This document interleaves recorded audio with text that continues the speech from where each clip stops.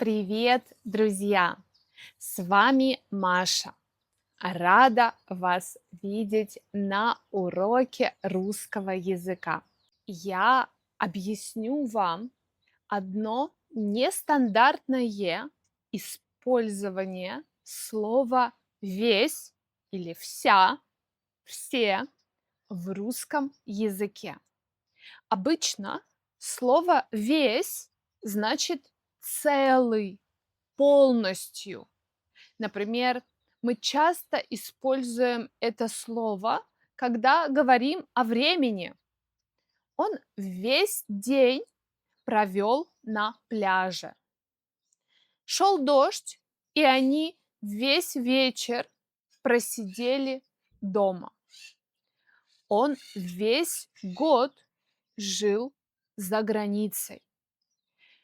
Время– это одно из самых частотных контекстов, в которых используем слово «весь».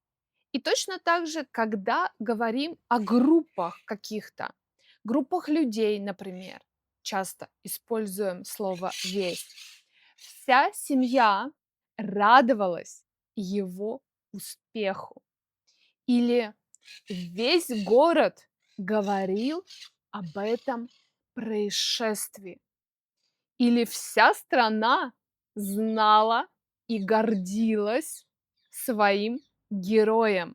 Это стандартное использование слова «весь», «вся» в русском языке, которые, я уверена, вы не раз встречали.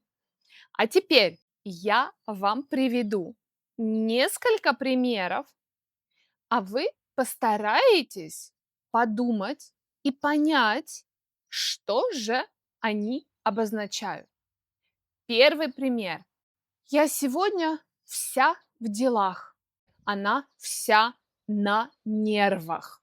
Они все в работе. Слушай, я вижу, что ты весь в делах и весь в заботах. Что же значат эти примеры?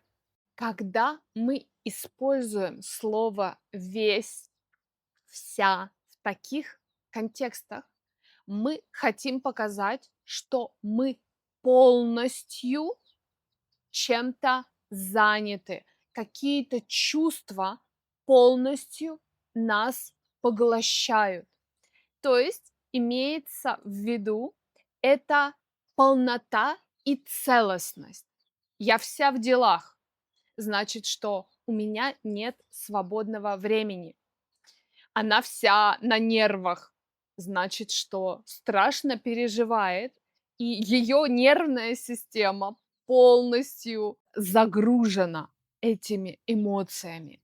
Ты весь в мыслях, мысли занимают полностью твою голову. Использование слова «весь», «вся», «все», мы все в делах, так тоже можно сказать, касается людей. То есть мы используем слово «весь», «вся», «все» по отношению к людям.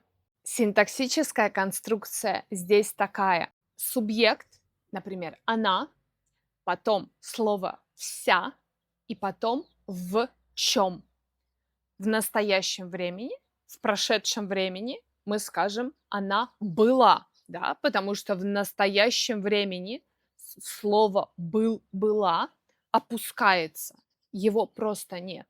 Так что выражение «она вся в делах» в настоящем времени, в прошедшем времени будет «она была вся в делах». Он весь в работе сейчас, но он был весь в работе.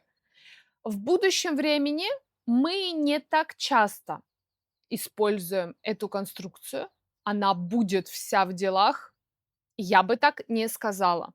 Он будет весь в работе. Теоретически это правильно, но практически я не слышала, чтобы люди так говорили часто. Второй вариант синтаксической конструкции, где мы можем использовать слово «весь» в таком значении, это подлежащее Он, потом весь, и дальше идет глагол. Сияет. Она вся светилась от радости. Мы все промокли под дождем. И слово весь, вся, также можно использовать по отношению к предметам.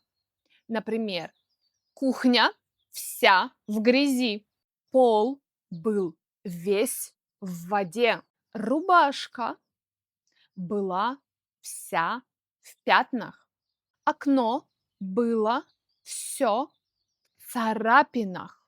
Эти конструкции, как и конструкции, которые мы используем для характеристики людей, мы не так часто используем в будущем времени, только в настоящем и в прошедшем. Я могу сказать: рубашка вся в грязи или вся в пятнах, или рубашка была вся в пятнах, а рубашка будет вся в пятнах, так скорее не скажем. Или пол весь в воде, или пол был весь в воде. Наконец, приведу вам пословицу, которая мне очень нравится и в которой тоже выступает слово «все».